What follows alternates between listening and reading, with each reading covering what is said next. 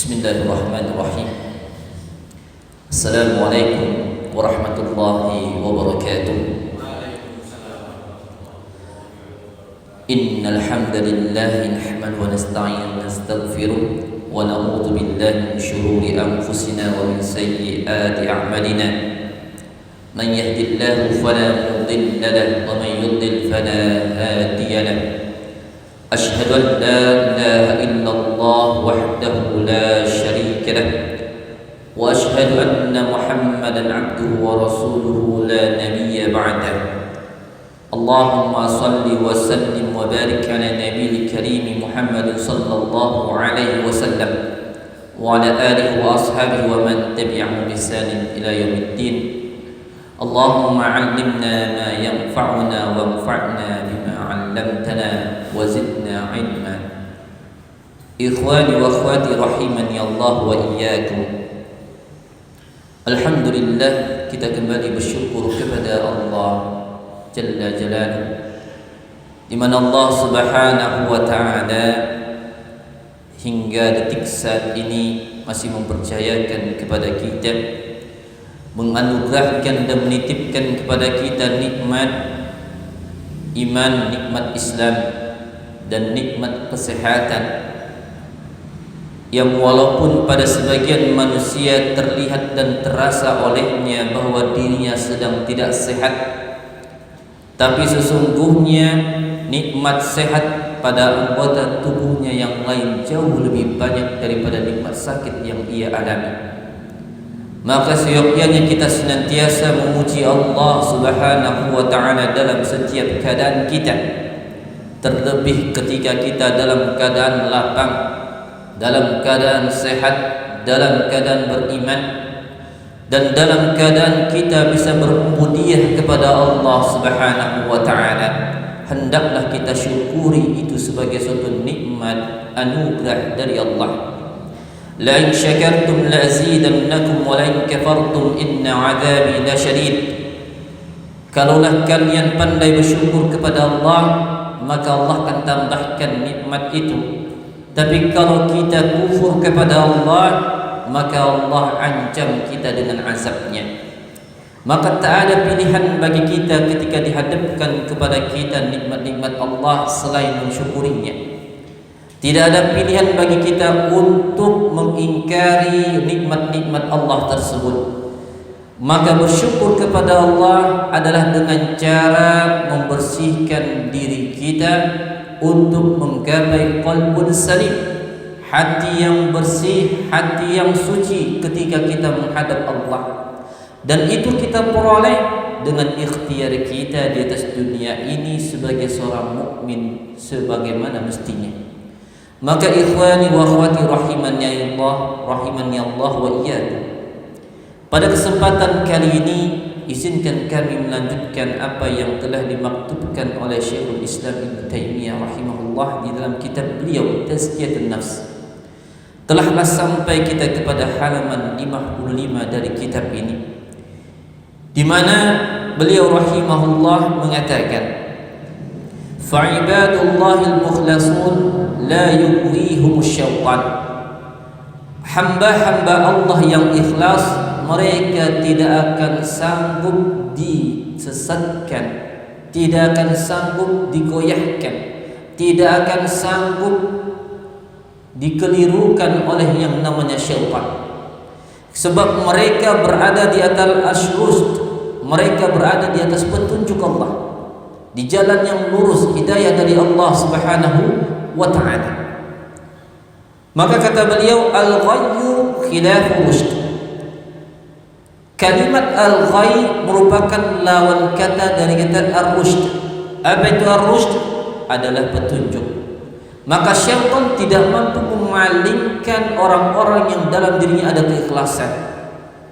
Kaum muslimin yang Allah muliakan, banyak hadis-hadis Nabi sallallahu alaihi wasallam dan ayat-ayat Allah Subhanahu wa taala menerangkan kepada kita mengenai ikhlas. Banyak sekali. Dan Allah Subhanahu wa taala menjaga orang-orang yang ikhlas dari keberpalingannya kepada Allah dari Allah Subhanahu wa taala. Maka Ibnu Taimiyah rahimahullah mengatakan la yughwihumus syaitan. Maknanya adalah syaitan tidak akan mampu mengajak dirinya untuk taat mengikuti hawa nafsu, ittiba'ul hawa. Tak akan mampu. Tapi orang-orang yang sedikit ikhlasnya, dia akan mudah dipalingkan oleh syaitan untuk dapat mengikuti hawa nafsu. Maka kita introspeksi diri dalam hal ini, termasuk kami yang menyampaikan. Ketidakikhlasan kita dalam amal ubudiyah kepada Allah justru menjadikan kita bermudah-mudahan dalam mengikuti hawa nafsu. Zahirnya kita orang yang salat, zahirnya kita orang yang baca Al-Quran, zahirnya kita orang yang berpuasa, tapi karena ketidakikhlasan, karena Allah menjalankan itu, membuat kita mudah melakukan perkara-perkara yang mengikuti hawa nafsu di luar ibadah tadi. Mudah. Hawa nafsu untuk kenyang perutnya dengan cara yang haram mudah kita kerjakan. Menipu orang lain mudah kita kerjakan. Masyarul muslimin yang Allah Subhanahu wa taala muliakan. Faman malat nafsu ila muharram falyati bi ibadatillahi kama amara Allah taala mukhlishan lahu din. Maka kalau ada hati kita condong untuk mengerjakan sesuatu yang haram, ini nasihat beliau untuk kita, falyati bi ibadatillah, maka hendaklah segera beribadah kepada Allah, menyembah Allah, ubudiyah kepada Allah sebagaimana Allah perintahkan orang-orang ikhlas untuk beribadah. Jadi ada catatannya, kalau hati kita telah mulai condong mengikuti hawa nafsu, bapak-bapak, ibu-ibu yang Allah muliakan, hati kita mulai berpaling dari taat kepada Allah, kemudian kita dilalaikan dengan perkara-perkara yang mubah, dengan perkara-perkara bahkan yang haram. Meninggalkan ketaatan, melalaikan ketaatan itu haram hukumnya.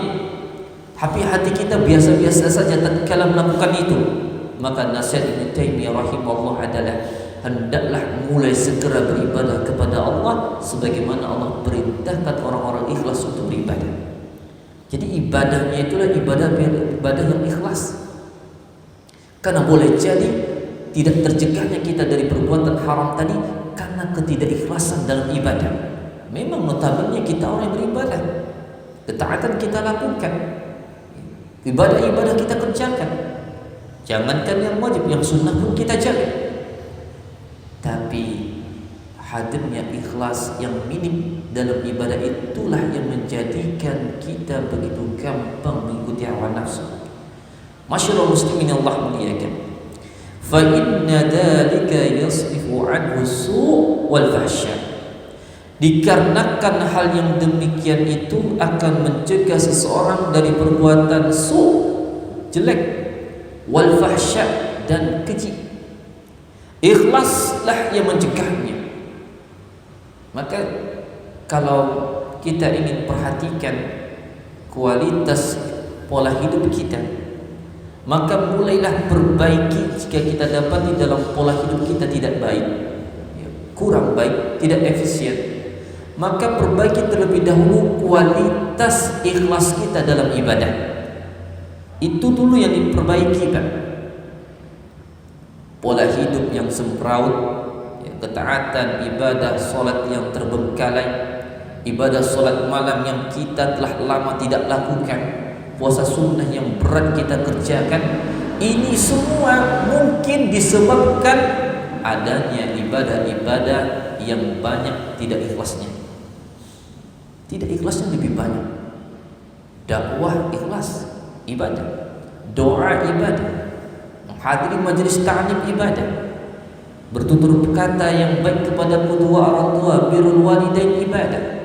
Bersopan santun kepada pasangan suami atau istri adalah ibadah. Mendidik anak sebagaimana mestinya adalah ibadah. Bersedekah, memberikan sesuatu kepada orang lain adalah ibadah. Zikir ibadah, baca Al-Quran ibadah, menghafalkan ilmu ibadah, banyak bentuk ibadah. Tapi masalahnya ini ibadah kita lakukan untuk siapa? Kita kerjakan untuk siapa? Kalau kita kerjakan itu lebih banyak bukan untuk Allah, ini ternyata penyebab utama kita begitu mudah melakukan pelanggaran-pelanggaran di luar ibadah ini.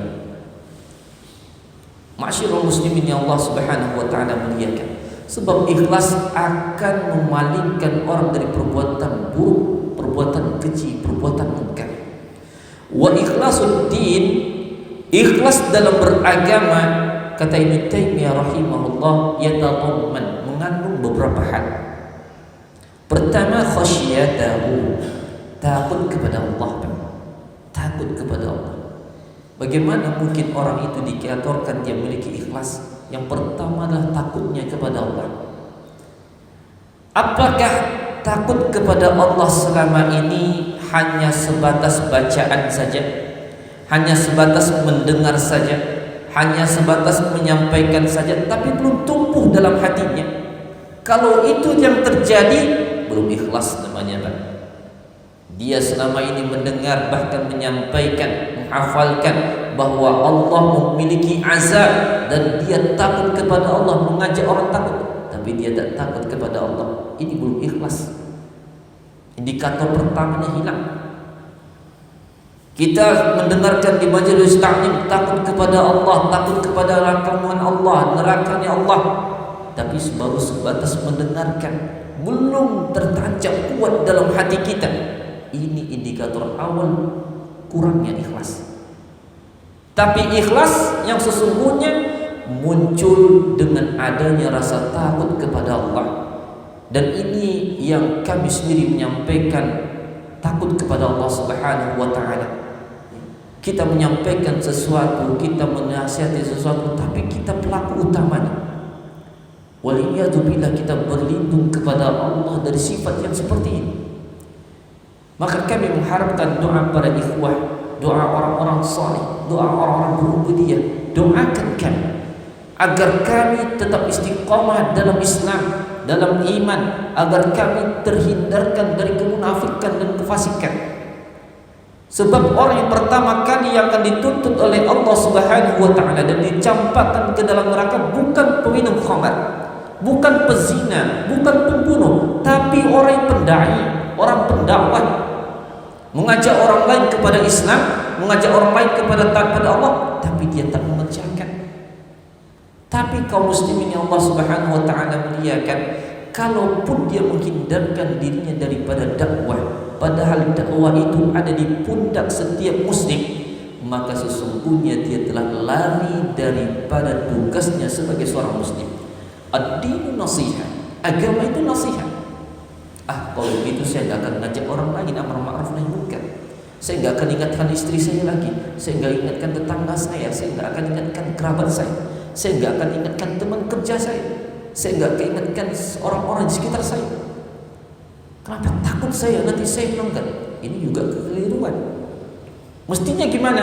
Mestinya adalah dia melakukan ketaatan itu dia ajak orang.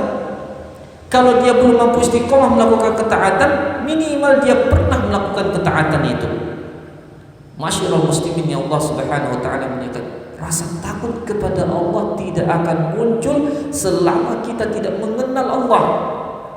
Selama kita masih jauh daripada sabda-sabda Nabi sallallahu alaihi wasallam tentang kabar Allah Subhanahu wa taala.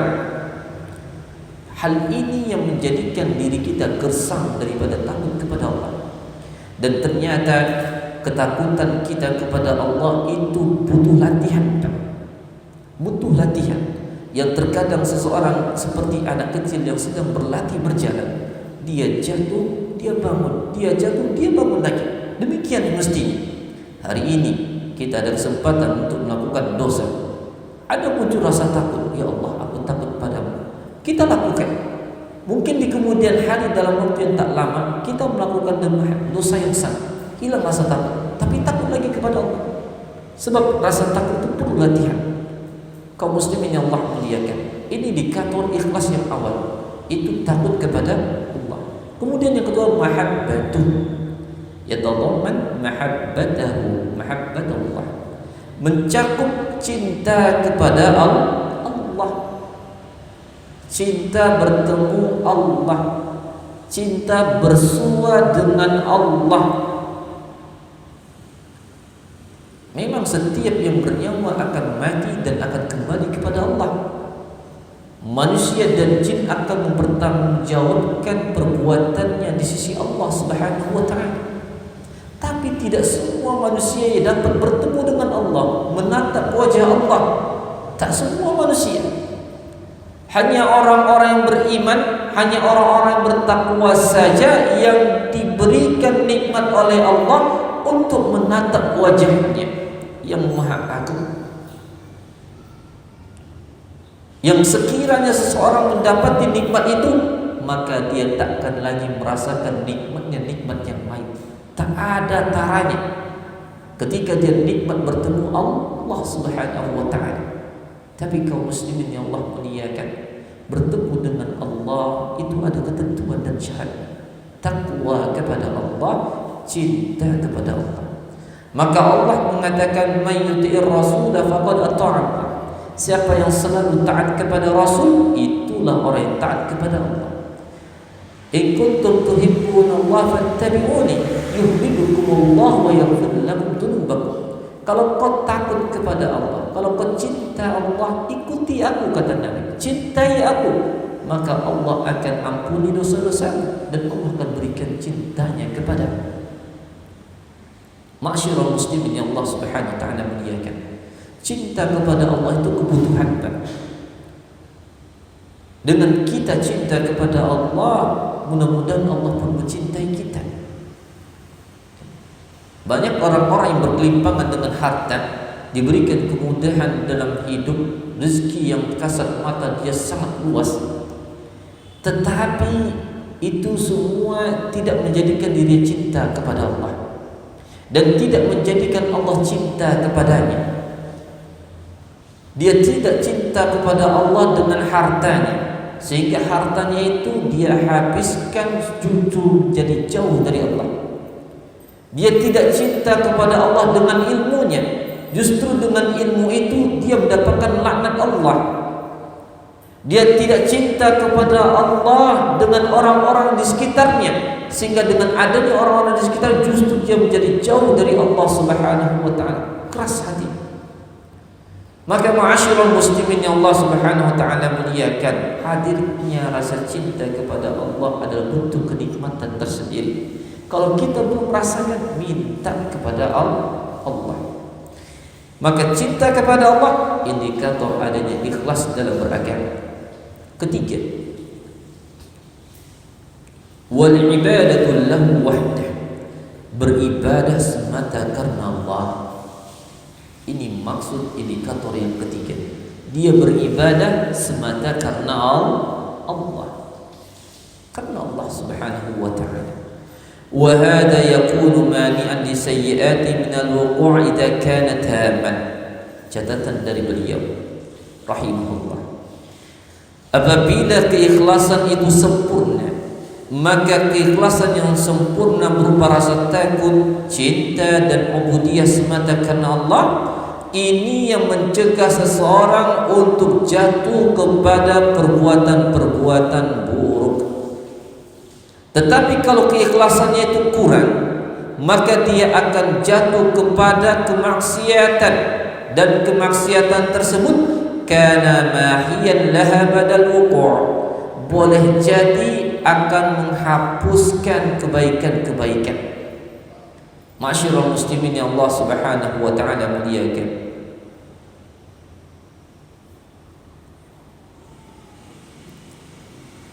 Maka daripada itu wajib bagi kita untuk menjaga keikhlasan ini. Ya, karena orang-orang yang ikhlas itulah orang-orang yang dijaga oleh Allah Subhanahu wa taala. Dan keikhlasan akan menghapus kesalahan-kesalahan yang pernah dikerjakan. Beliau mengumpamakan dengan katriyaqil ladzi yadfa'u athara as-sum wa yarfa'u ba'da husuli. Seperti obat penawar yang diminum oleh orang yang terkena racun. Orang Pak, kalau terminum olehnya atau terkena padanya racun, lalu diberikan obat penawar, maka obat penawar inilah yang mengangkat racunnya, yang akan menghilangkan racunnya setelah racun itu menyerang dirinya. keburukan-keburukan yang menimpa seseorang yang dilakukan oleh seorang hamba akan dihilangkan dengan keikhlasan. Maka perbaiki keikhlasan kita kepada Allah dalam ubudiyah kita kepadanya. Ini yang akan menghapuskan dosa-dosa kita sebelumnya. Dan beliau pun memberikan upama yang lain. Kal ghadha'i min at-ta'ami wasyarab alladhi yamna'u husul al-'atsh wa yarfa'u al-ju'a wal-'atsha ba'da husuli. Sebagaimana halnya saripati makanan ataupun minuman yang diminum, yang mana makanan dan minum tersebut mencegah seseorang dari rasa lapar dan rasa dahaga. Ini dahaga, lapar itu kan suatu yang tidak mengenakkan, suatu yang memberatkan, sesuatu yang tidak disukai. Tapi makanan dan minuman yang dikonsumsi menghilangkan itu semua. Sebagaimana ikhlas juga akan menghilangkan asar daripada perbuatan dosa kita. Maka latih diri kita untuk selalu ikhlas. Kita mengurusi masjid harus ikhlas karena ini ibadah. Kita memimpin jamaah kita dalam sholat mesti ikhlas karena ini ibadah. Kita menjadi makmum dalam sholat ini harus ikhlas karena ini ibadah. Menjum yang lain, kemudian berakhlak yang baik di hadapan orang, ibadah harus ikhlas. Ya. Jangan sepelekan suatu hal yang ma'ruf, la tahqiranna minal ma'ruf syai'an, kata Nabi sallallahu alaihi wasallam. Jangan kau sepelekan perbuatan ma'ruf sekecil pun, jangan sepelekan. Dan betapa banyak orang yang menyepelekan keikhlasan, menganggap ikhlas itu bagian terkecil dari ibadah. Seolah-olah ikhlas itu suatu yang terpisah dari ibadah. Ketika dia sholat, seolah-olah sholat ikhlas itu tidak pada sholat. Ketika dia baca Quran, ketika dia menasihati, ketika dan lain sebagainya dalam hal ibadah, seolah-olah ikhlas itu bukan bagian dari ibadah itu. Sehingga banyak orang yang mengabaikan dari awal keikhlasan. Tapi kalau kita yang menghadirkan keikhlasan, umpama ya, kita ingin melaksanakan sholat di masjid yang tercinta ini, kita hadir dari rumah, ya Allah, terimalah amal ibadahku ya Allah. Aku takut kepada neraka-Mu ya Allah. Aku mengharapkan pahala dan surga-Mu ya Allah. Munculkan itu dalam hati kita. Melangkah langkah demi langkah ke masjid ini, masuk ke masjid, berdoa, bersyukur pada Allah, takzimkan Allah dalam hati. Dan itu tidak perlu sejam 2 jam, Pak. Beberapa saat itu bisa kita munculkan. Maka ubudiyah kita secara batin lebih kita perbanyak. Ya. Kalau ubudiyah zahir saja, maaf, kita datang ke masjid, Allahu Akbar, Assalamualaikum, Assalamualaikum, keluar. Itu zahir saja. Atas mana ibadah batin kita? Memang ibadah batin juga dituntut dalam kita melaksanakan sholat, adanya khusyuk.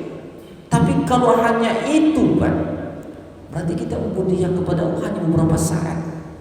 Kalau kita sholat kita 10 menit, cuma 10 menit. Itu pun kalau utuh khusyuk kita. Mungkin dari 10 menit yang khusyuk, sebentar khusyuk itu cuma 1 menit. Apakah ibadah kita hanya 1 menit? Padahal kita keluar dari rumah, mungkin ada yang keluar bahkan 10 menit sebelum azan.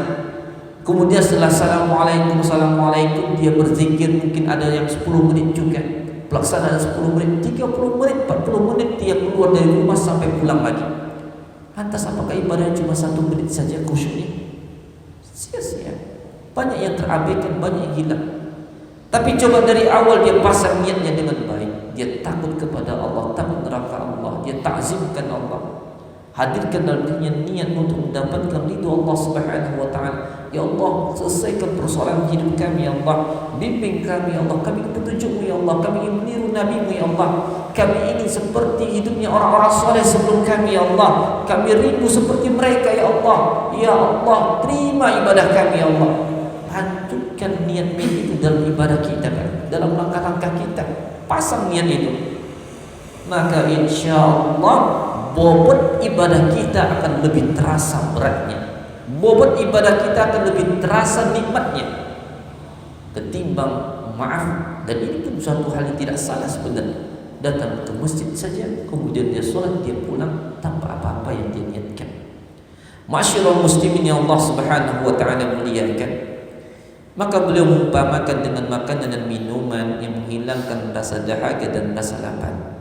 Kemudian Ibnu Taimiyah rahimahullah juga mengumpamakan ikhlas yang menghasilkan itu seperti al-istimta'u bil halal alladhi yamna'u an-nafsa 'an talabil haram.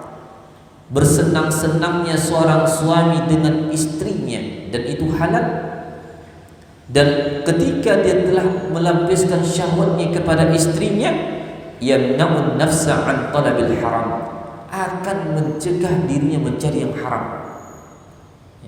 Seorang yang telah bersuami istri, lantas muncul syahwatnya, lantas dia mendatangi pasangannya yang halal, dia tunaikan, maka setelah dia tunaikan tak lagi tertarik nafsunya dengan yang haram, secantik apapun orang, setampan apapun orang, ya. Maka rasa yang demikian akan hilang kepada yang haram. Tatkala kapan? Tatkala dia telah penuhi dengan yang halal. Maka demikian juga keikhlasan, berpaling hatinya dari yang haram, berpaling dari hatinya dari kemungkaran dan kemaksiatan. Kenapa? Karena ikhlas telah mendalam di dalam diri, telah telah bersarang di dalam dirinya.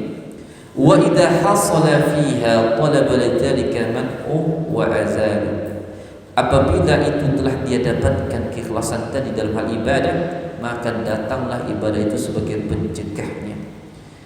Kaum muslimin yang Allah Subhanahu wa taala muliakan, dan beliau mengumpamakan juga sebagaimana ilmu yang akan mencegah diri seseorang dari rasa ragu dan menghilangkannya dari gundah gulana. Itu ilmu. Kita ragu, ini sholat saya sudah benar atau belum ya? Ini yang benarnya sholatnya gerak-gerak tangan atau tidak ya? Masih ragu dia.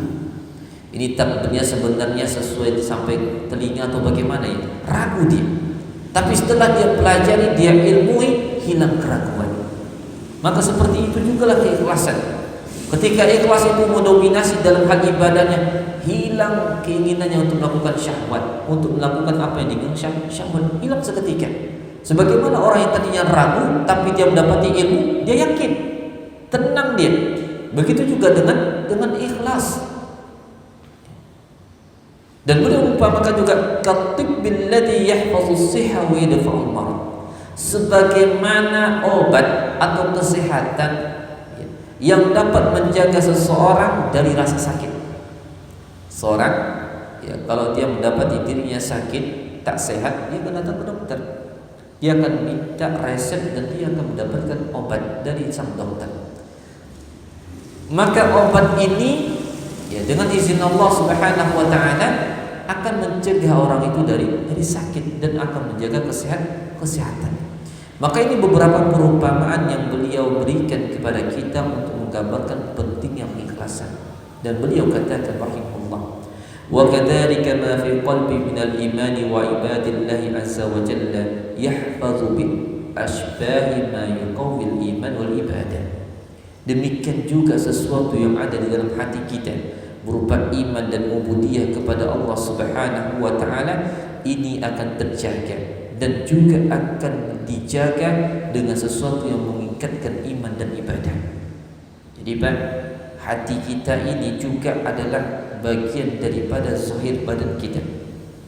Sebagaimana tangan, sebagaimana lisan dan anggota tubuh kita punya kewajiban, hati pun sama, dituntut ibadah. Dan beliau mengatakan bahwa iman dan ibadahnya seseorang yang terdapat dalam hati itu akan menjadi kuat ketika dia melakukan perkara-perkara yang menguatkan iman dan ibadahnya. Apabila di dalam hatinya terjadi suatu penyakit, baik berupa syubhat ataupun syahwat, akan dihilangkanlah darinya iman dan ibadah itu sedikit demi sedikit. Wala yahsulul marad illa naqsi asbabis sihah. Seseorang tidak akan menjadi sakit kecuali karena telah hilangnya penyebab-penyebab sehat. Ya. Kenapa orang itu dikatakan sakit? Karena faktor-faktor yang membuatnya sehat hilang. Umpama seorang itu akan dikatakan sehat atau bisa mendapatkan kesehatan tatkala dia memakan makanan yang baik, ya, makanan-makanan yang baik untuk tubuhnya. Tapi begitu dia memakan makanan yang tidak baik untuk tubuhnya, datanglah sakit. Sebab kenapa dia datang sakit? Dia menghilangkan faktor sehatnya badan. Apa yang membuat faktor yang membuat sehatnya badan? Yaitu mengkonsumsi makanan-makanan yang sehat, makanan-makanan yang baik. Ini contohnya. Maka hadirnya sakit di dalam hati itu dikarenakan kita kurang perhatian terhadap hal-hal yang dapat menyehatkan hati, yang dapat meningkatkan nutrisi hati kita sehingga hati kita menjadi sakit. Kadzalikal qalbu la yamradu bisyahawati wa bisyubhat illa linaqsi imani wa ibadati li rabbih. Demikian juga hati, dia tidak akan sakit karena penyakit syahwat dan penyakit syubhat, melainkan disebabkan imannya yang sedang kurang atau ibadahnya kepada Allah yang kurang. Ya, jadi iman, jadi ibadah sangat berkaitan, ya, sangat sejalan dengan kondisi hati. Ingin hati yang bersih, hati yang sehat, hati yang baik, maka perhatikan kualitas iman kita kepada Allah, perhatikan kualitas ibadah kita kepada Allah. Wa kadzalikal iman wal kufr wal birr wal fujur huma mutadaddan. Sebagaimana kita ketahui, iman dan kufur itu berlawanan. Kebaikan dan kefasikan, dosa itu juga berlawanan. Maka seluruh yang namanya berlawanan, jika menempati suatu ruangan, akan mencegah yang lainnya untuk memenuhi ruangan itu. Itulah hati kita. Kalau di hati kita ini telah diisi dengan iman, maka tidak ada kufur dalam hati. Kalau hati kita ini diisi dengan kekufuran, maka iman pun akan lari. Kalau hati kita penuh dengan kebaikan, tak ada tempat untuk keburukan. Tapi kalau hati kita diisi dengan keburukan, kebaikan pun akan lari dari diri kita. Huma mutadaddan. Dua hal ini selalu bertentang. Fa kullu diddaini ahaduhuma fa ahaduhuma yamna'ul akhar taratan wa yarfa'u ukhra. Kalau salah satu dari dua yang berlawanan ini ada, maka dia akan mencegah yang lainnya, bahkan terkadang akan membunuh yang lainnya. Seperti hitam dan putih, kata beliau. Seperti malam dan terang dan gelap. Kalau sudah ada terang, hilanglah gelap. Kalau tak ada terang, maka gelap yang ada. Jadi pilihan cuma dua, kebaikan atau keburukan, iman atau tidak iman, kufur atau iman. Mana yang kita pilih untuk hati kita? Fas-sawadu yamna'ul bayad, ya, sebagaimana hitam akan mencegah putih. Ini kertas putih. Tapi begitu dikasih warna hitam, tak ada lagi tempat untuk warna putih. Maka kalau ingin mendapatkan hati kita atau kertas itu hitam, ya jaga putihnya. Ya jangan berikan tinta hitam padanya, maka akan terjaga putihnya. Kemudian kaum muslimin yang Allah muliakan, kadzalikal hasanatu tamna'us sayyi'at. Demikian juga yang namanya perbuatan baik akan mencegah seseorang dari perbuatan buruk. Antahsula wa tadfa'uha ba'dal usul. Ya meskipun perbuatan buruk itu telah terjadi. Wa kadzalika bil aqs. Tapi ingat, demikian juga sebaliknya. Suatu kekufuran yang dilakukan justru juga akan mencegah keimanan, bahkan menghilangkan keimanan. Jadi kalau orang dahulu dia punya dosa-dosa, lantas setiap dosa dia itu dengan perbuatan baik ini insya Allah akan menutupi perbuatan buruknya. Dan itu perbuatan buruk itu akan menjadi perbuatan baik. Tapi di kemudian hari kalau dia melakukan perbuatan buruk, boleh jadi perbuatan buruk ini akan menghilangkan perbuatan baiknya. Sampai terusnya begitu, dan sampai akhirnya di penghujung ajal. Maka bagaimanakah ajalnya?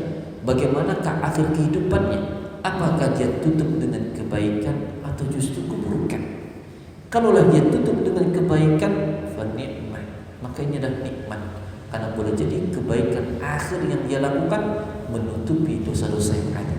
Tapi kalau dia tutup ajalnya dengan keburukan, waliyadzubillah, kita khawatir keburukan terakhir yang dia lakukan justru boleh jadi memakan kebaikan yang sebelumnya.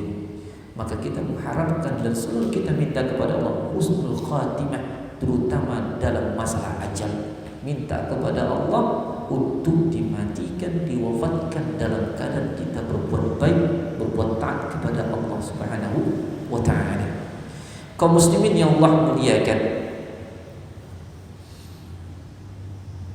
maka masuk ya, ini konsep iman ya dalam akidah Ahlus Sunnah wal Jamaah, bahwa iman ya amal saleh dapat menghapus keburukan dan keburukan juga dapat menghilangkan kebaikan. Tapi ada perbedaan dalam kalangan ahlul aqidah, yaitu kalangan para alim dalam masalah aqidah tentang kufur dan iman, kemaksiatan, dosa dan iman. Bagaimana kaitannya? Masyarakat muslimin yang Allah muliakan, penting hal ini. Maka daripada itu Syekhul Islam Ibnu Taimiyah menyampaikan di sini untuk kita pahami, supaya kita jangan salah konsep, salah keyakinan. Beliau mengatakan, wal ihbat alladhi yunkiru salaful ummah wa ahlus sunnah laysa huwa ma taqulul khawarij wal mu'tazilah.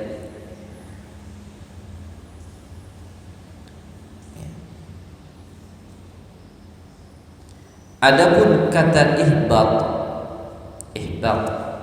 itu artinya hilang, terhapus ya.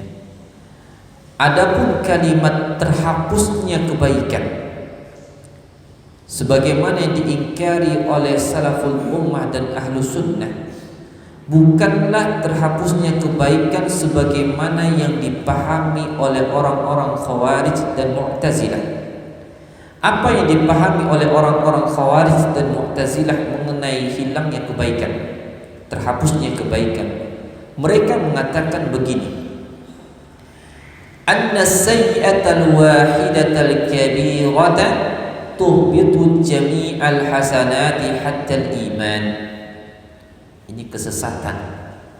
Orang-orang khawarij, orang-orang mu'tazilah berkeyakinan satu perbuatan buruk, satu perbuatan dosa besar akan dapat menghapus seluruh macam kebaikan pelakunya, bahkan dapat menghilangkan iman dari pelakunya secara sempurna. Artinya, pelaku dosa besar satu saja menjadikan dia kafir, menjadikan dia kafir. Artinya, kalau orang itu sudah menyatakan dirinya beriman pada Allah, jangan pernah sekalipun melakukan dosa besar. Sebab dosa besar yang dilakukan walaupun sekali akan membuat dirinya kafir. Kalau dirinya sudah kafir, hilang seluruh kebaikannya. 50 tahun dia hidup, di umurnya ke-51 tahun dia melakukan satu dosa besar, maka usianya sepanjang 50 tahun dalam kebaikan semuanya hilang. Ini menurut Mu'tazilah dan Khawarij, dan ini batil, Pak. Ahlus Sunnah tidak memahami yang demikian. Memang Ahlus Sunnah berakidah, berkeyakinan adanya kebaikan atau adanya terhapusnya kebaikan, hilangnya kebaikan karena dosa. Tapi yang dimaksud bukanlah hilangnya semua kebaikan, bukanlah yang dimaksud hilangnya semua iman karena satu dosa. Maka kata Al-Khawarij dan Mu'tazilah, fa in mata musirran ala kabiratin lam yakun ma'ahu minal iman syai'un aslan. Maka kalau orang tadi terlanjur melakukan dosa besar, lalu dia mati dalam keadaan demikian, berarti iman telah tercabut dari dirinya. dan dia akan kekal dalam neraka. Waliyadzubillah. Keyakinan sesat ini, Pak. Memang tanda kutip tujuannya baik supaya manusia nggak ada yang berbuat dosa besar. Tapi inilah yang membedakan ahlu sunnah dan bukan ahlu sunnah. Ini yang membedakan orang mukmin dan bukan orang mukmin yang sebenarnya, yaitu mereka beriktikad, mereka beramal sesuai dalil, bukan hanya dengan beranggapan merasa ini akan membuat orang baik, ini akan membuat orang menjadi tetap dalam imannya, menjadi tetap soleh, tidak melakukan dosa. Lantas dia membuat keyakinan yang salah, dan itu bertentangan dengan Al-Quran, bertentangan dengan petunjuk-petunjuk Nabi Sallallahu Alaihi Wasallam. Maka ini suatu kekufuran. Parahnya lagi, menurut keyakinan Khawarij dan Mu'tazilah, pelaku dosa besar dia akan mati dalam keadaan kafir, dia akan kekal di dalam neraka, wala yakhruju minha, dan dia tidak akan pernah keluar dari neraka itu selama-lamanya. Dulu dia adalah ahlu sholat malam, dia adalah ahlu puasa, dia ahlu sholat berjamaah, dia ahlu sholaqah, dia ahlu ilmi, tolabul ilmi, dia ahlu ikhlas. Tapi di antara usia-usianya dia melakukan satu dosa besar, maka seluruh kebaikan tadi itu dianggap nol. Ini menurut Mu'tazilah dan Khawarij. Sehingga orang tadi akan mendapatkan siksaan selama-lamanya. Ini sesat, Pak. Orang itu tidak akan keluar dari neraka la bisyafa'atin wala bighairiha, baik dengan pertolongan syafaat dari yang lain ataupun tidak. Dan ini sesat. Wa qala katsirun minhum, dan berkatalah kebanyakan dari Khawarij dan Mu'tazilah, di antara mereka adalah Al-Jabai dan ibnuhu, anaknya. Siapa itu Al-Jubai? Al-Jubai adalah Syekhul Mu'tazilah, dedekotnya Mu'tazilah, nama Al-Jabai. Beliau punya kunyahnya bagus namanya, Pak, Abu Ali. Al-Jabai juga punya namanya bagus, Muhammad, ya. Muhammad bin, ya. Nah ini dia, Muhammad bin Abdul Wahhab Al-Basri, mata sanah, ya, yang wafat pada tahun 303 Hijriah. Muhammad bin Abdul Wahhab, yang oleh setiap salaful ummah, ya, ahlu sunnah wal jamaah akan mengingatkan orang-orang dari yang namanya Muhammad bin Abdul Wahhab. Tapi Muhammad bin Abdul Wahhab ini bukanlah Muhammad bin Abdul Wahhab yang kita kenal, yang menebarkan sunnah, di mana beliau hidup pada abad yang ke-11. Sementara Muhammad bin Abdul Wahhab Al-Mu'tazili, yang Mu'tazilah ini hidup pada abad 300, ya, di tahun 303 oleh wafat. Jadi abad ketiga. Dan ahlu sunnah mengingatkan umat dari Muhammad bin Abdul Wahhab, yang oleh orang-orang saat ini mengambil kata, ya. Jadi ahlu sunnah mengingatkan orang-orang dari Muhammad bin Abdul Wahhab dengan mengatakan Wahabi, ya, Wahabi. Tapi oleh orang-orang saat ini menakut-nakuti manusia, menakut-nakuti kaum muslimin dengan kata Wahabi sebagaimana dilakukan salaful ummah.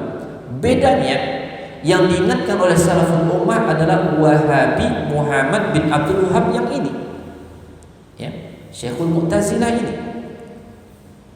Tapi oleh orang-orang ahli bid'ah, oleh orang-orang yang, ya, menganggap dirinya, ya, tidak suka dengan yang disebut dengan salafi, dengan sunnah dan sebagainya, mereka akan mengatakan itu Wahabi, ya, Muhammad bin Abdul Wahhab. Jadi mirip namanya. Syekh Muhammad bin Abdul Wahhab yang hidup pada abad ke-11 Hijriah adalah pembawa ahlu sunnah, membawa sunnah, yang ingin menguburkan kembali tentang kekufuran, tentang kebid'ahan dan kesyirikan, ya, di mana pada masa itu telah banyak tersebar, telah banyak tersiar kembali tentang kesyirikan. Atas beliau hadir untuk memberikan petunjuk kepada umat, ya. Tetapi oleh orang-orang setelahnya yang tidak menyukai dakwah beliau, untuk mencegah orang-orang Islam lain mendengarkan dakwah beliau, menggunakan kata-kata yang sama sebagaimana salaful ummah sebelumnya, mengingatkan umat dari yang namanya Wahabi, padahal beda yang dimaksud. Jadi Syekhul Mu'tazilah, beliau ya Abul Ali atau Al-Jabai ini adalah orang yang senantiasa hidup dalam kebid'ahannya ya. Dan ini bisa kita baca tentang geografinya, cara hidupnya ya. Kita bisa lihat juga di dalam kitab Al-Bidayah wan Nihayah, Syiarul A'lamin Nubala, Maqalatul Islamiyyin ya. Dalam kitab-kitab ini kita bisa dapati tentang geografi Al-Jabai wa ibnuhu, dan juga dengan anaknya ya. Jadi ini apa kata dua orang ini mengenai tentang ya, mengenai al-muwazanah, timbangan bainal hasanat was sayyi, antara yang buruk dan baik. Qalu, mereka mengatakan, man tarajjahat sayyi'atuhu khulida finnar. Siapa yang lebih berat perbuatan buruknya dalam timbangan, pasti dia kekal di neraka. Ini pemahamannya ya. Jadi ketika seorang itu ditimbang nanti di hadapan Allah, baik dan buruknya, pahala dan dosanya, kalau lebih berat dosanya, maka sudah divonis pasti dia kekal di neraka ya. Walaupun dia seorang mengucapkan la ilaha illallah Muhammad Rasulullah, tapi kalau lebih berat timbangan buruknya, dia akan kekal di neraka. Ini kalau disampaikan kepada umat, kira-kira umat takut gak Pak? Takut. Hasilnya baik gak? Baik. Yaitu umat gak berani melakukan dosa. Takut-takut nanti ketika dari kiamat timbangannya lebih berat yang buruknya, sehingga dia kekal di neraka. Takut dia. Tapi ini pemahaman tidak benar, tidak sesuai dengan dalil yang ada. Tidak sesuai. Jadi walaupun tujuannya baik dalam akidah ini, tapi tetap sesat. Kenapa dikatakan sesatnya? Bukan karena apa-apa, tapi karena bertentangan dengan dalil. Maka patokannya bukan soal rasa, patokannya bukan soal misi ini dan sebagainya, bukan. Tapi patokannya ada dalil.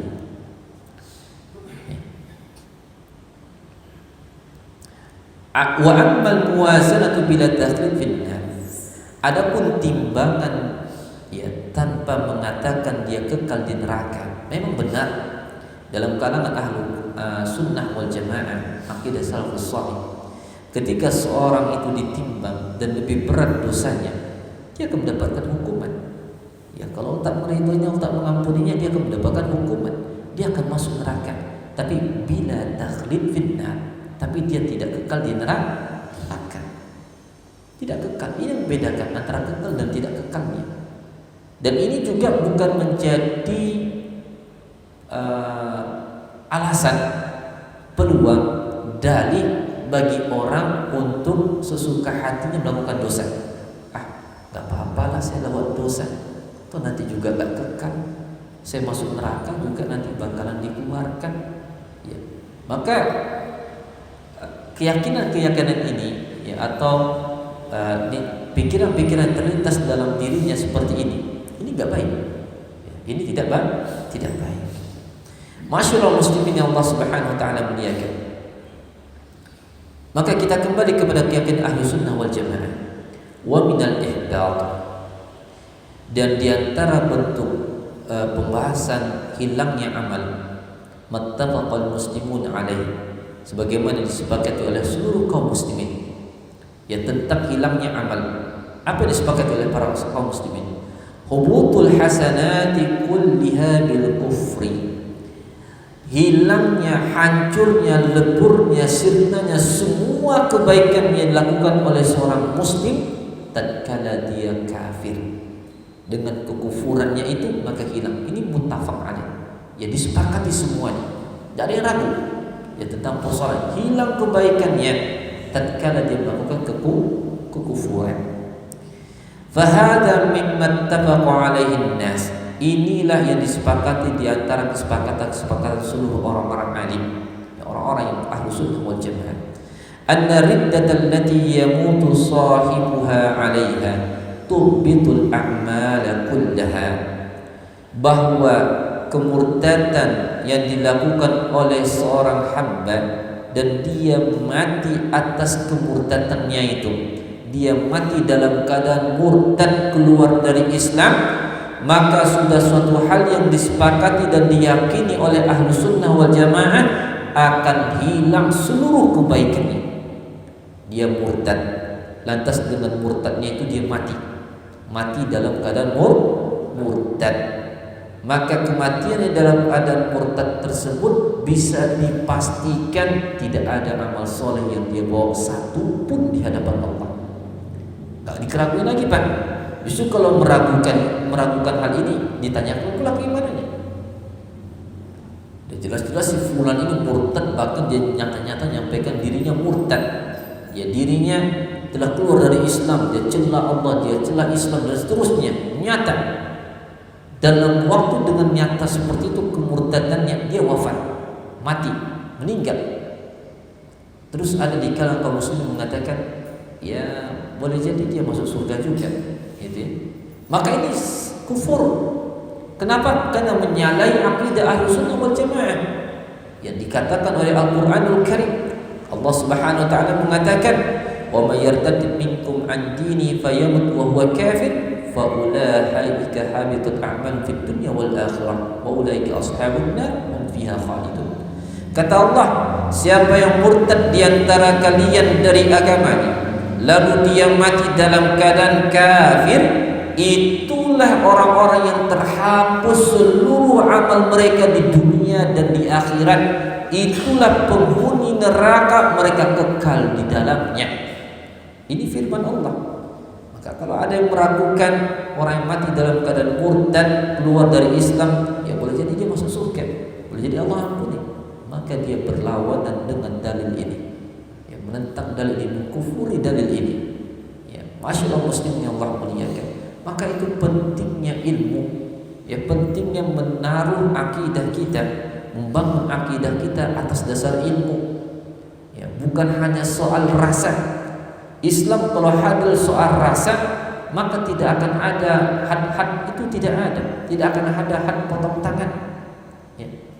Kalau soal rasa, kasihan dia potong tangan. Dalam Islam dipotong tangan kalau orang itu mencuri dengan ketentuan-ketentuan yang syar'i. Potong tangannya. Kalau soal rasa, kasihan, ya terima aja, maafkan dia. Ya, mudah-mudahan dia dimaafkan, mudah-mudahan dia akan berubah. Kasihan. Dia punya anak, dia punya istri, dia punya orang tua, kasihan. Tapi kalau Islam itu soal rasa, kan, mungkin tak akan jadi potong tangan. Tapi Islam tidak melihat itu. Bukan soal rasa, tapi soal dalil tuntunan Allah, tuntunan Rasulullah SAW. Potong tangan ya potong tangan. Itu syariat Islam. Masyaallah muslimin yang Allah Subhanahu wa taala muliakan.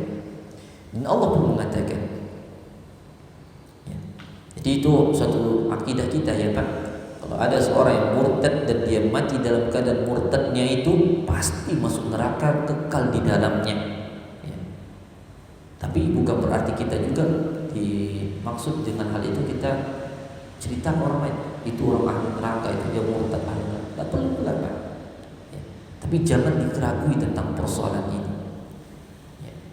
Karena banyak, ya Pak, sekarang ini pemahaman yang menggiring manusia untuk, ya, dalam tanda kutip, ya Pak, ya, untuk menjaga keharmonisan antar manusia, keharmonisan antar suku, keharmonisan antar agama, keharmonisan segala macamnya, sampai punya pemahaman atau mengajarkan pemahaman bahwa agama itu semua sama. Ya, agama itu semua sama. Toh tujuan cuma satu, surga. Ada yang dari belakang jalannya, ada yang dari sebelah kanan, ada sebelah kiri, ada yang dari depan, atas, bawah. Toh sama-sama surga. Menyatakan agama itu sama. Ya. Menyatakan bahwa antara Islam dengan Islam itu sama. Ya, menyatakan bahwa kebenaran itu semua sama, ada pada semua agama. Ya. Pluralisme. Ya. Menjadikan agama itu semua sama. Maka tidak ada hak seorang muslim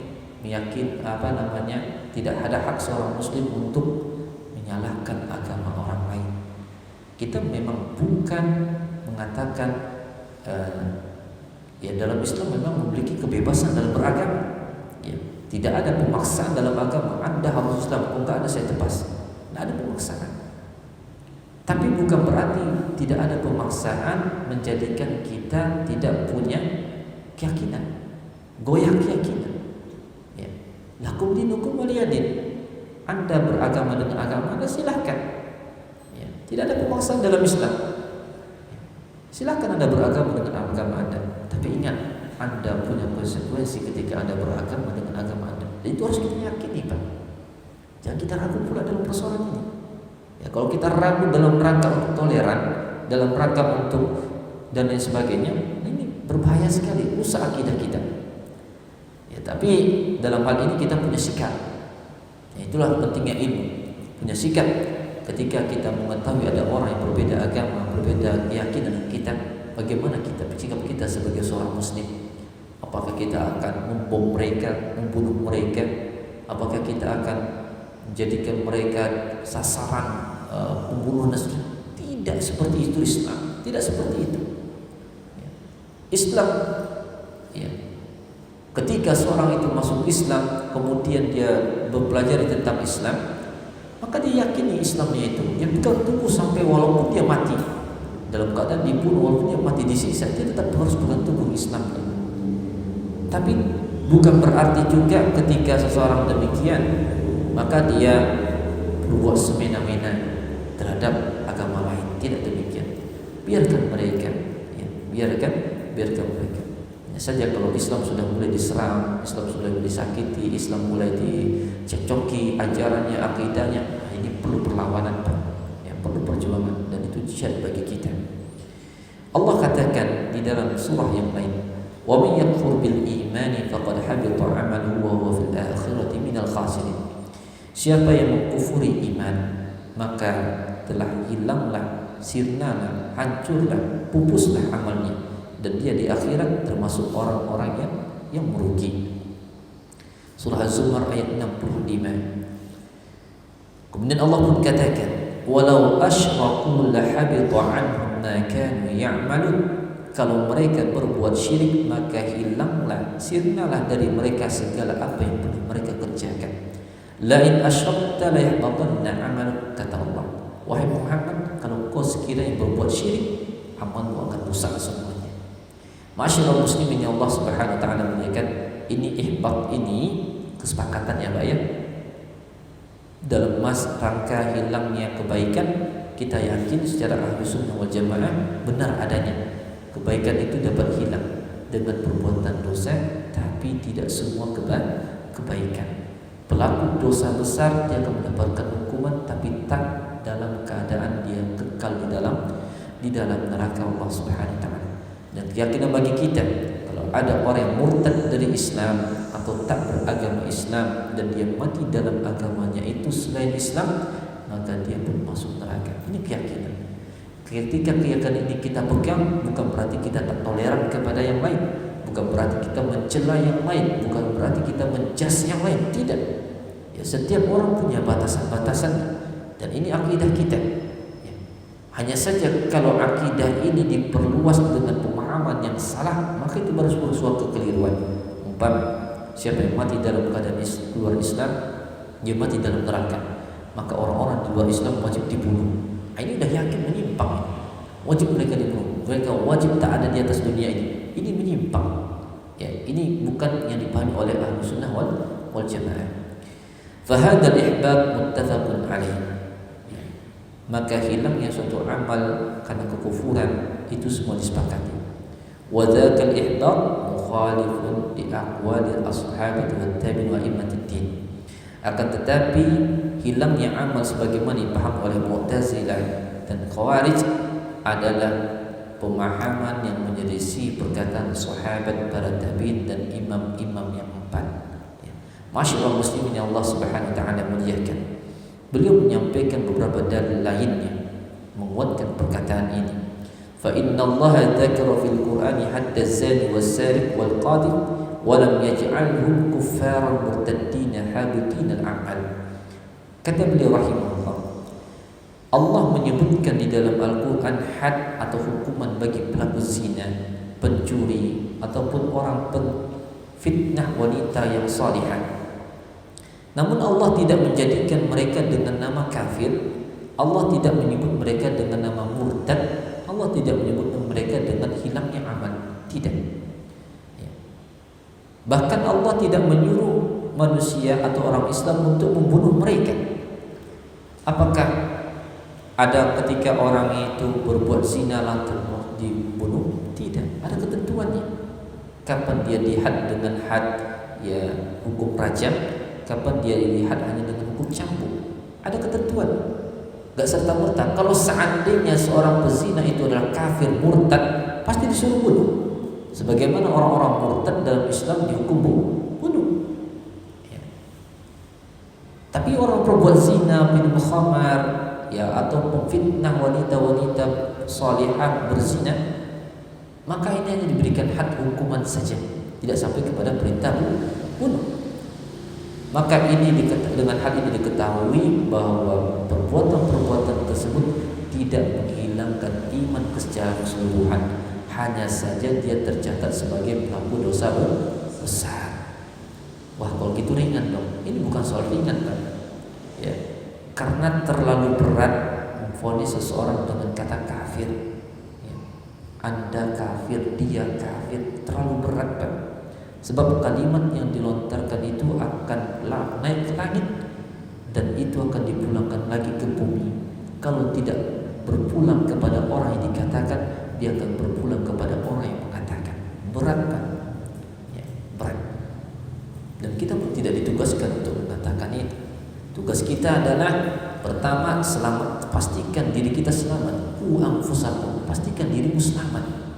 Berada di atas manhaj yang benar, berada di dalam agama Islam sampai mati. Wa ahlikum nar, kemudian keluarga, dirimu, keluarga, pastikan itu selamat terlebih dahulu. Siapa yang keluarga? Anak, istri, orang tua, saudara-saudari kita, paman, bibi, kerabat-kerabat kita, itu keluarga semua. Ya. Mertua dan seterusnya dari keluarga pasangan kita, itu keluarga kita. Selamatkan mereka terlebih dahulu. Masyaallah muslimin yang Allah Subhanahu wa taala muliakan. Jadi kita enggak diperintahkan untuk memvonis dengan segala macamnya.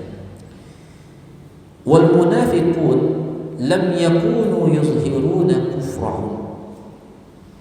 Dan orang-orang munafik lam yakunu yuzhiruna kufrahum. Mereka bukanlah orang-orang yang menampakkan kekufurannya. Orang munafik. Apakah orang munafik itu melihat kekufuran? Enggak. Ya, bahkan orang-orang munafik itu akan terlihat pada dirinya secara zahir lebih alim, lebih abid dari orang-orang muslim, dari orang mukmin. Ya. Itu yang dikabarkan kepada kita. Secara zahir tapi secara batinnya penuh dengan kekufuran.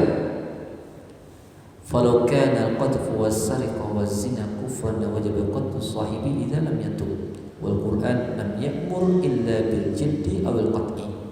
Sekiranya menuduh wanita salihah berzina dan mencuri dan dosa mencuri, dosa berzina itu suatu kekufuran yang membuat orang itu menjadi kafir, pasti pelakunya akan dibunuh kalau dia tak bertaubat. Tapi nyatanya tidak. Al-Quran tak menyuruh kita untuk membunuh mereka. Tapi Al-Quran hanya menyuruh kita melakukan had berupa jilid, berupa dicambuk atau potong tangan.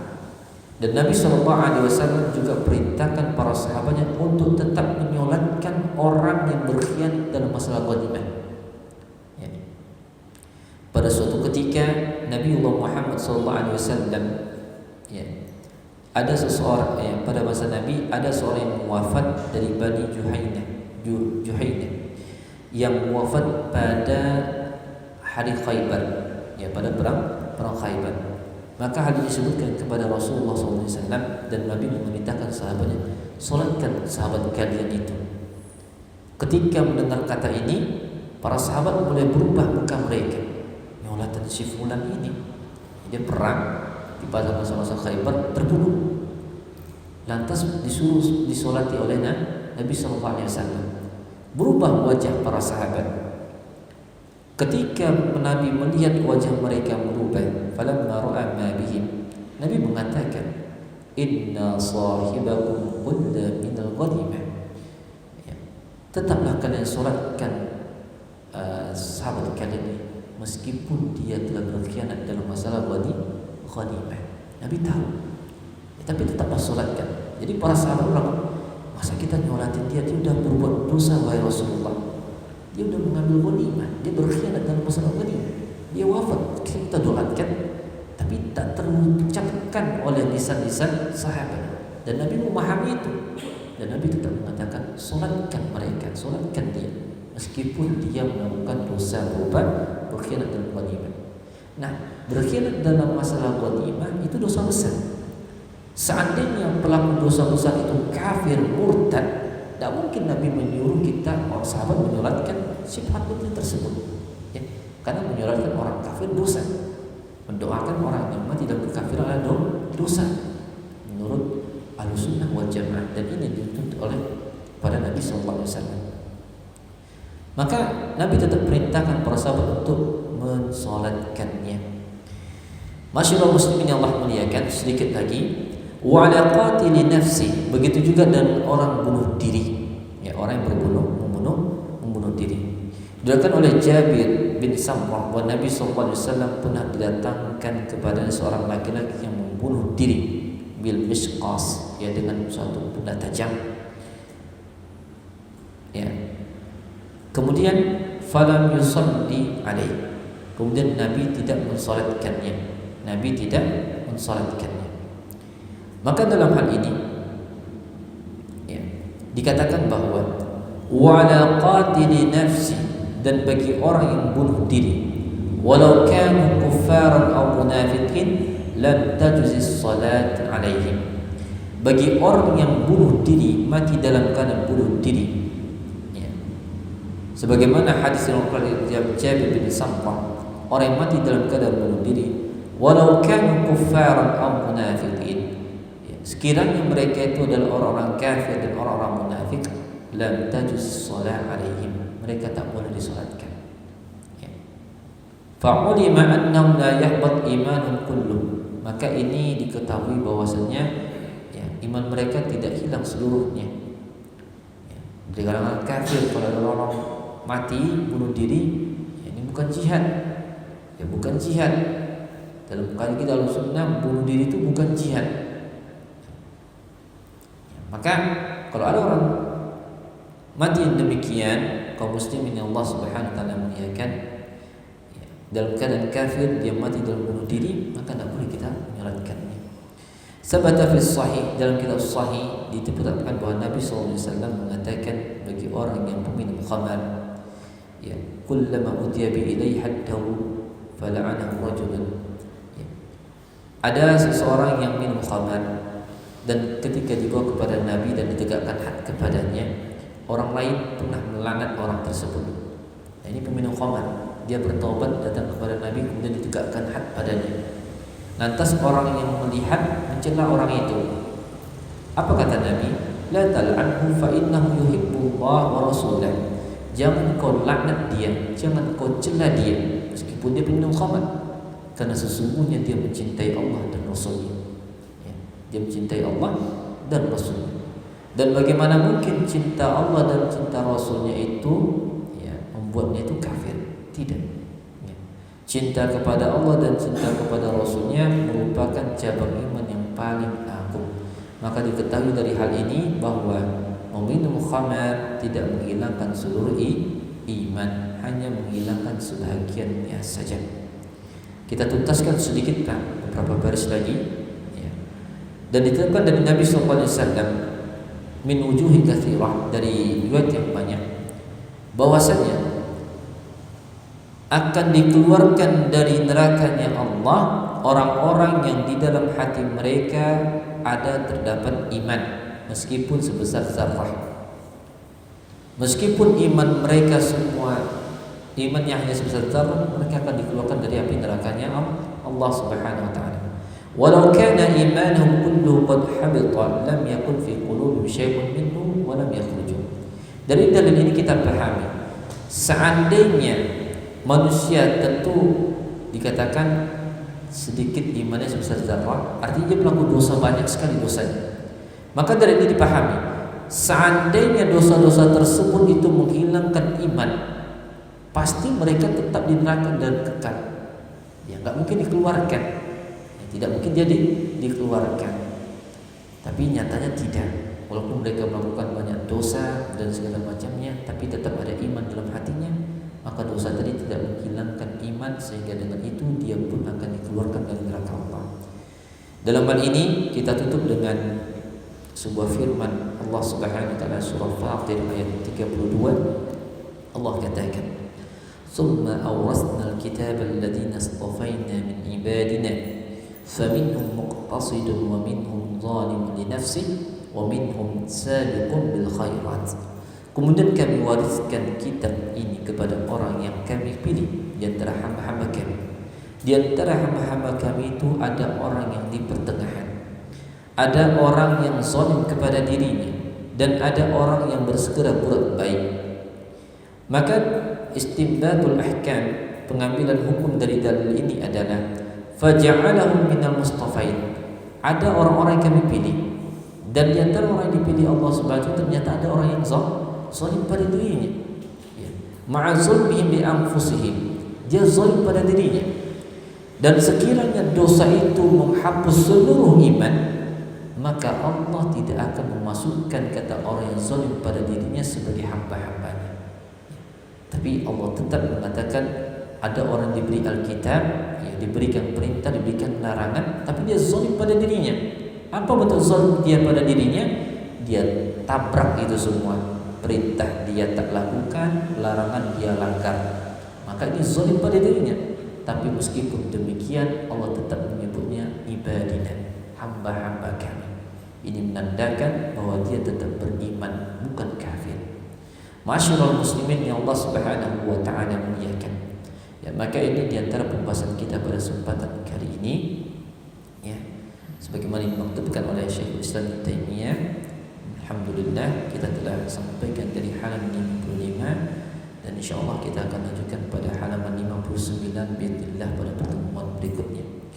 Baik, demikian kaum muslimin yang Allah muliakan, ya, pembahasan kita secara mengerucut. Pembahasan kali ini adalah tentang akidah Ahlussunnah wal Jamaah perihal dosa, yang perihal melakukan kekufuran. Apa kaitannya ini dengan tazkiyatun nufus? Besar sekali kaitannya. Yang nanti kita akan kupas apa hikmah pembahasan ini di balik tazkiyatun nufus. Di antaranya adalah bahwa hati seorang akan berpaling, hati seorang akan langsung berubah hitam legam tatkala dia melakukan dosa besar. Dan ini keyakinan yang salah, ya, keyakinan yang dipahami oleh Mu'tazilah dan Khawarij. Ya, insyaallah kita akan bahas pada pertemuan-pertemuan berikutnya tentang perkataan Ahlussunnah wal Jamaah terkait persoalan ini, dan akan sampai pembahasan kita tentang masalah takdir insyaallah.